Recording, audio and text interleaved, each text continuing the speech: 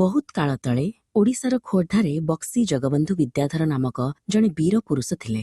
ସେ ରାଜାଙ୍କ ସେନାର ମୁଖ୍ୟ ଥିଲେ, ତେଣୁ ତାଙ୍କୁ ବକ୍ସି ବୋଲି ଡକାଯାଉଥିଲା। ସେ ଲୋକଙ୍କର ସୁଖ ଦୁଃଖରେ ସବୁବେଳେ ସାଥୀ ହେଉଥିଲେ। ବକ୍ସିଙ୍କୁ ରୋଡଙ୍ଗର ଜମିଦାରୀ ମିଳିଥିଲା, ଯାହା ତାଙ୍କ ପରିବାରର ଗୌରବ ଥିଲା। କିନ୍ତୁ ବିଦେଶୀ ଶାସକମାନେ ଆସିଲେ ଏବଂ ତାଙ୍କ ଜମିଦାରୀଙ୍କୁ ଅନ୍ୟାୟ ଭାବରେ ନିଜ ଅଧୀନକୁ ନେଇଗଲେ।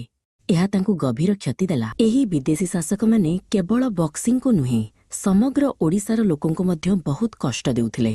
ସେମାନେ ଅଧିକ ଟିକେସ୍ ଆଦାୟ କଲେ ଏବଂ ଲୋକଙ୍କୁ ଅତ୍ୟାଚାର କଲେ।